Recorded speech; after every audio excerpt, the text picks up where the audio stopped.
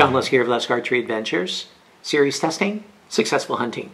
Today I'm going to be testing a really cool broadhead, a new one. I've gotten a lot of requests for this head. Finally got my hands on them. It's the HELIX FJ4. This is the 125 grain model. It's got a little bit smaller cut than the 150 grain model. I'm going to do a video test of each of them to see how they do. And in the past I've tested this HELIX since it was bought out by America's Best Bowstring in the 2-blade model, and that did very well. You can check out that video last year. But now it's coming out with this 4-blade model, and I'm really eager to see how it does. So for this test, I'm using my protocol for 2023, and please check out the video that I did explaining everything about those tests and why I do them. I walk you through the process.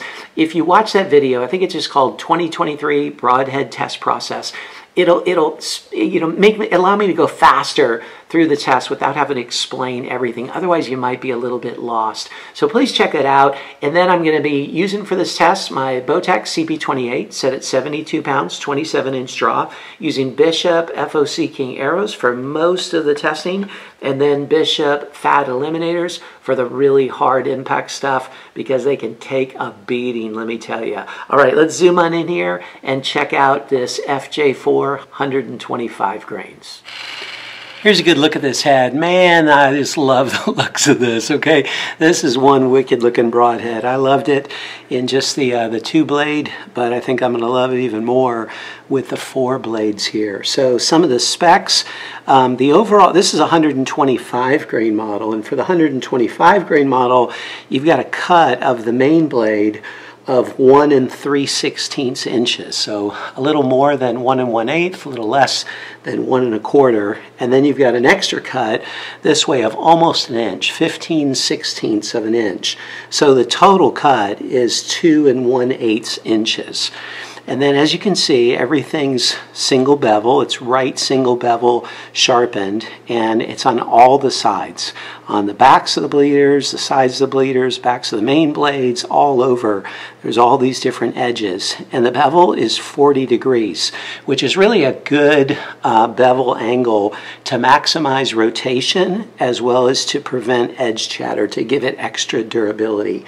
In this 125 grain model, the blades are 0.070 inches thick, so nice thick main blades, and the bleeders themselves are 0.040 inches thick as well. So really a decent size, decent thickness to the bleeders, as well as a really good thickness to this main blade.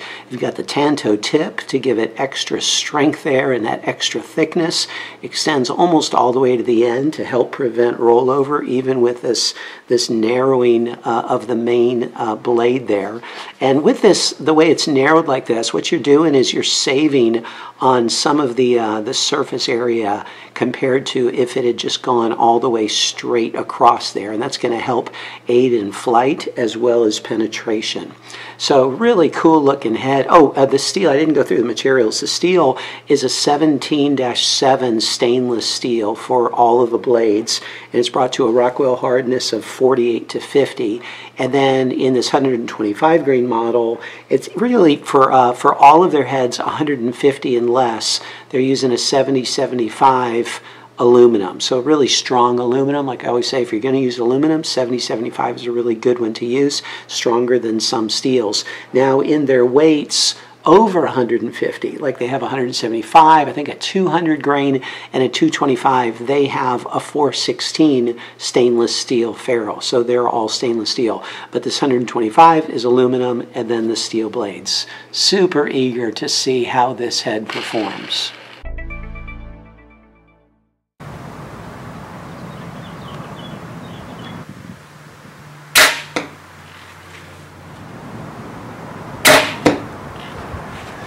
I think I cut the fletching on that.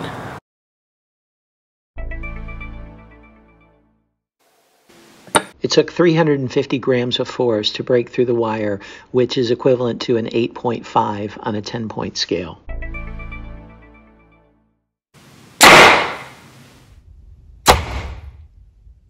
It penetrated 6.5 inches.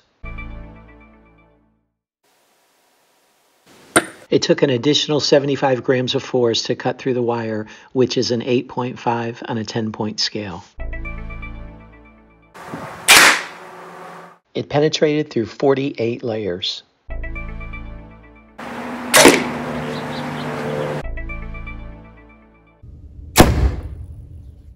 It rotated 50 degrees at 10.5 inches. Here it is after the 3 shots through the MDF, and you can see the main blade is in perfect condition. However, the bleeders didn't fare quite so well. One of them, the bottom one here, you can see got a little bit pushed back at the tip where it meets the ferrule, and then the top one started to peel away from the ferrule. Here's the same head after going through the steel plate 2 times. Now on the good side, the main blades are in perfect condition, and the holes are really incredible holes. I mean, that's a nice looking wound channel right there. But on the bad side, the bleeders really peeled back. Both of them peeled back. Now they stayed attached, and they still cut through the steel plate, but they did peel off of the ferrule.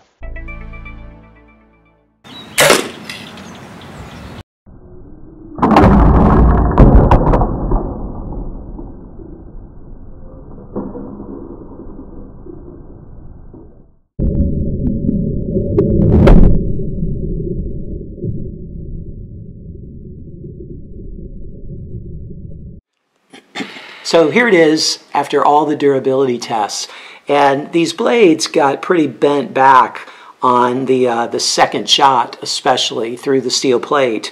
But I shot it into the concrete and it stuck really deeply, and man, the edges are just in excellent shape. I mean, there's like almost no edge chatter there, which is really, really impressive. And the ferrule is in really great shape too. Spins very true. So what'd you think? Man, I really like it. You know, I like this head in a 2-blade model, but I like it in 4-blade even a lot more. It flew incredibly well, and I mean, everything, you saw the test. I mean, it did really well in all of its tests. The only thing I wish that was better is I wish the 3rd and 4th blade, these 2 extra blades, I wish they were more durable. They just had a tendency of breaking off in some of the mediums. Now, you know, there's kind of an extra anyway, but I wish that they improve that. They probably will in the future, but even with it the way it is and the extra cut that it provides, I really like it. But you check out the score sheet and see how it performed in the areas that matter to you the most, and see if this head might be a good fit for you.